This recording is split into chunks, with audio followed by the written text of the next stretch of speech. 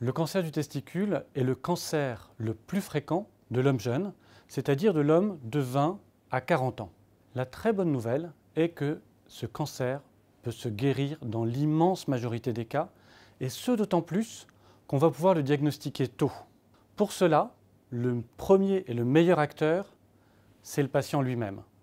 Parce que s'il vient consulter rapidement son médecin, s'il s'est aperçu tôt de la présence d'une anomalie dans son testicule, il va pouvoir contribuer à sauver sa propre vie.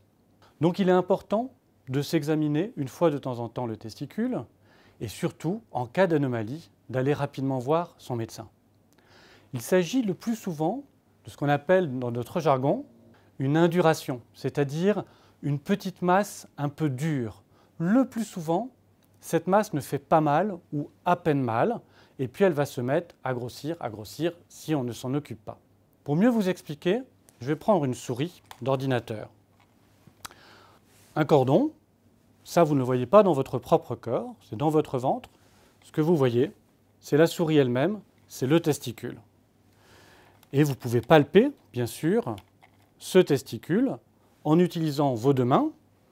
Une main coince le testicule pour ne pas vous faire mal vous-même, et puis l'autre va palper et va vérifier si on sent une petite masse indurée ou non.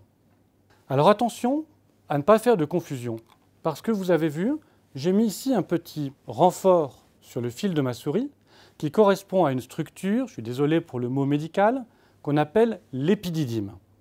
L'épididyme, c'est cette petite structure juste au-dessus et derrière le testicule qui fait une sorte de petite boule aussi, de petit renforcement, souvent indolore. Mais il peut y avoir dans cet épididyme une petite masse qu'on appelle un kyste de l'épididyme, totalement bénin, pas grave du tout, et qui ne devient jamais un cancer, mais qui peut bien sûr inquiéter le patient lorsqu'il a l'impression de palper quelque chose d'anormal. Donc nous, médecins, nous séparons bien, quand nous examinons les patients, le testicule de l'épididyme, pour essayer de bien faire la différence, mais c'est parfois difficile pour le patient lui-même. Donc si vous avez le moindre doute, surtout allez voir votre médecin, et si lui-même a un doute, il pourra prolonger l'examen par un examen très simple, totalement indolore, qu'on appelle une échographie, et qui permet de bien savoir ce qui se passe dans le testicule et dans l'épididyme.